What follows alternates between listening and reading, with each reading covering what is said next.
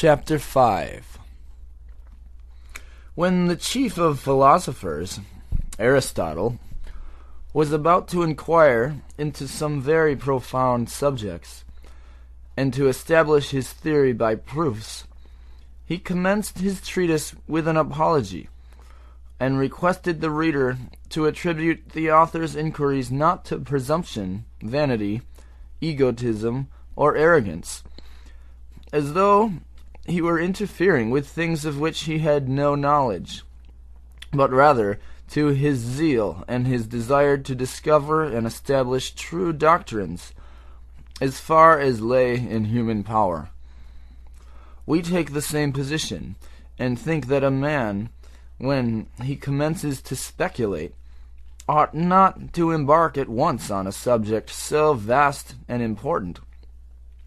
He should previously adapt himself to the study of the several branches of science and knowledge, should most thoroughly refine his moral character and subdue his passions and desires, the offspring of his imagination, when, in addition, he has obtained a knowledge of the true fundamental propositions, a comprehension of the several methods of inference and proof, and the capacity of guarding against fallacies. Then he may approach the investigation of this subject. He must, however, not decide any question by the first idea that suggests itself to his mind, or at once direct his thoughts and force them to obtain a knowledge of the Creator. But he must wait modestly and patiently, and advance step by step. In this sense, we must understand the words, "And Moses hid his face, for he was afraid to look upon God." Exodus 3:6. Though retaining also the literal meaning of the passage, that Moses was afraid to gaze at the light which appeared to his eye. But it must on no account be assumed that the being which is exalted far above every imperfection can be perceived by the eye. This act of Moses was highly commended by God, who bestowed on him a well-deserved portion of his goodness, as it is said, "And the similitude of the Lord shall he behold." Numbers 12:8. This, say our sages, was the reward for having previously hidden his face, lest he should gaze at the Eternal.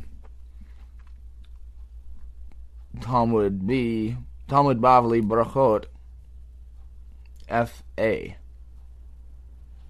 But the nobles of the children of Israel were impetuous, and allowed their thoughts to go unrestrained. What they perceived was but imperfect. Therefore it is said of them, "And they saw the God of Israel, and there was under his feet," etc. Exodus 24:10. And not merely, "and they saw the God of Israel." The purpose of the whole passage is to criticize their act of seeing, and not to describe it. They are blamed for the nature of their perception, which was to a certain extent corporeal, a result which necessarily followed from the fact that they ventured too far before being perfectly prepared. They deserved to perish, but at the intercession of Moses, this fate was averted by God for the time. They were afterwards burnt at Taberah, except Nadab and Abihu, who were burnt in the tabernacle of the congregation, according to what is stated by authentic tradition, Midrash Rabbah ad locum. If such was the case with them, how much more it is incumbent on us who are inferior, and on those who are below us, to persevere in perfecting our knowledge of the elements, and in rightly understanding the preliminaries which purify the mind from the defilement of error, Then we may enter the holy and divine camp in order to gaze, as the Bible says, and let the priests also, which come near to the Lord, sanctify themselves, lest the Lord break forth upon them. Exodus 19:22. Solomon also has cautioned all who endeavor to attain this high degree of knowledge in the following figurative terms: Keep thy foot when thou goest to the house of God. Ecclesiastes 4:17. I will now return to complete what I commenced to explain. The nobles of the children of Israel, besides erring in their perception, were, through this cause, also misled in their actions. For in consequence of their confused perception, they gave way to bodily cravings. This is meant by the words, "And they saw God, and did eat and drink."